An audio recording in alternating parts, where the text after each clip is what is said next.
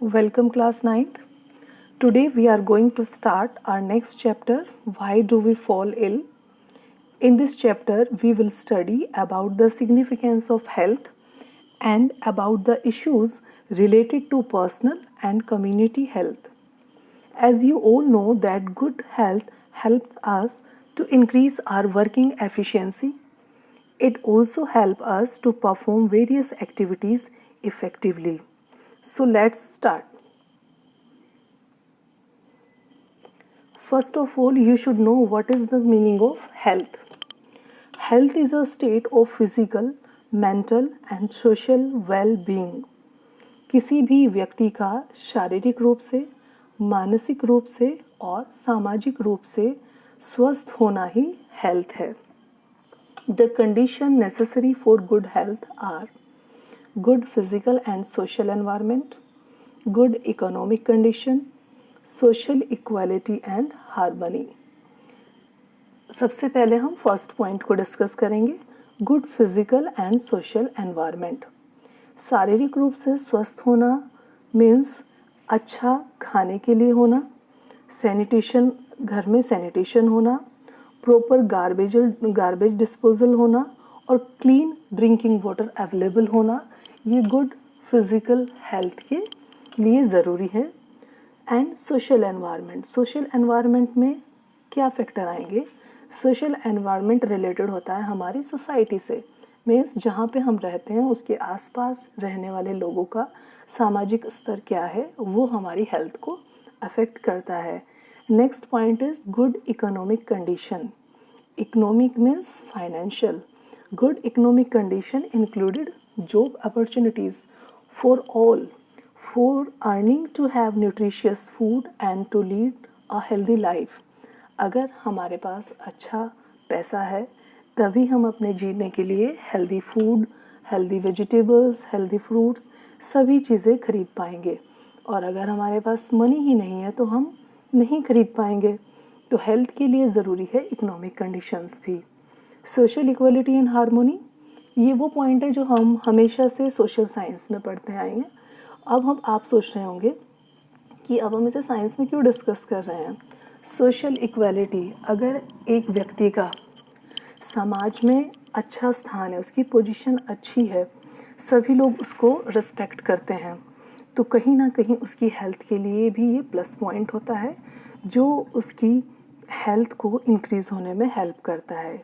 अगर इसके अपोजिट हम देखें, किसी पर्सन को सोसाइटी में कोई भी पसंद नहीं करता है, तो ये उसके लिए नेगेटिव एस्पेक्ट होता है उसकी हेल्थ के एंगल से. तो अगर हम हेल्थ को डिस्क्राइब करें तो कैसे डिस्क्राइब करेंगे? That health is a state of complete physical, mental and social wellbeing and not merely an absence of disease. केवल डिजीज़ से फ्री होना ही गुड हेल्थ नहीं है, उसके लिए हमें शारीरिक रूप से, मानसिक रूप से और सामाजिक रूप से स्वस्थ होना भी ज़रूरी है.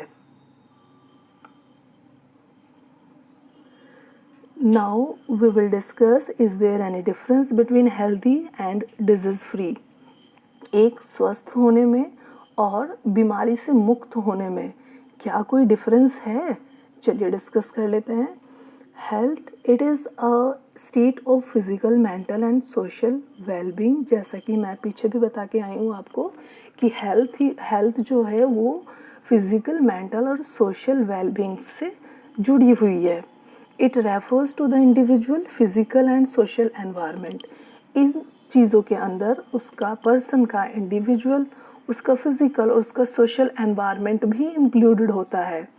The individual has good health. अगर ऐसा कोई पर्सन है उसके पास सभी चीज़ें अच्छी हैं तो हम उसे कह सकते हैं कि ये एक हेल्दी पर्सन है.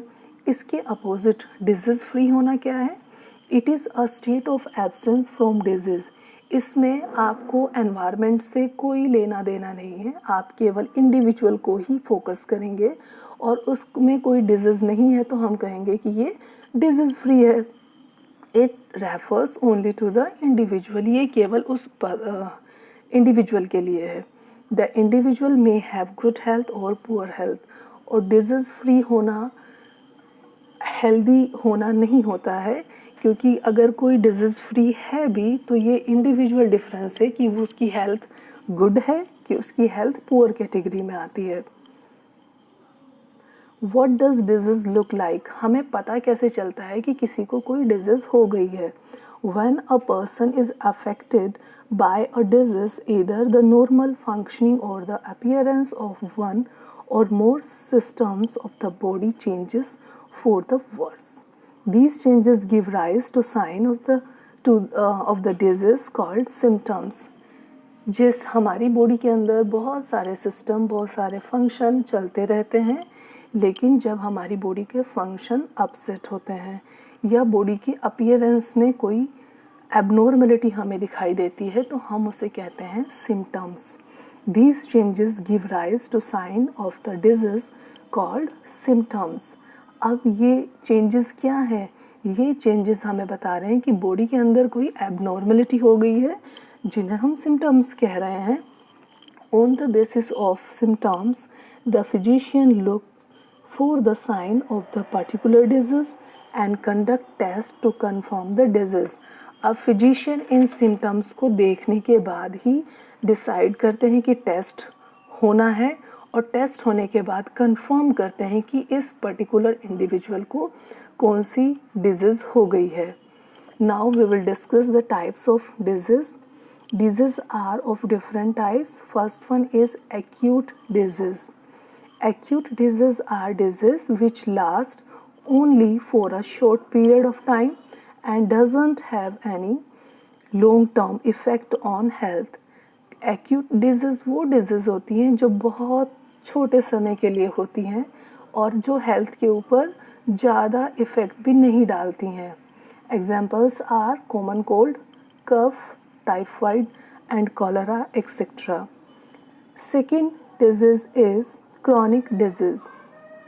These diseases are chronic diseases are the disease which last for a long time and has long term drastic effect on health.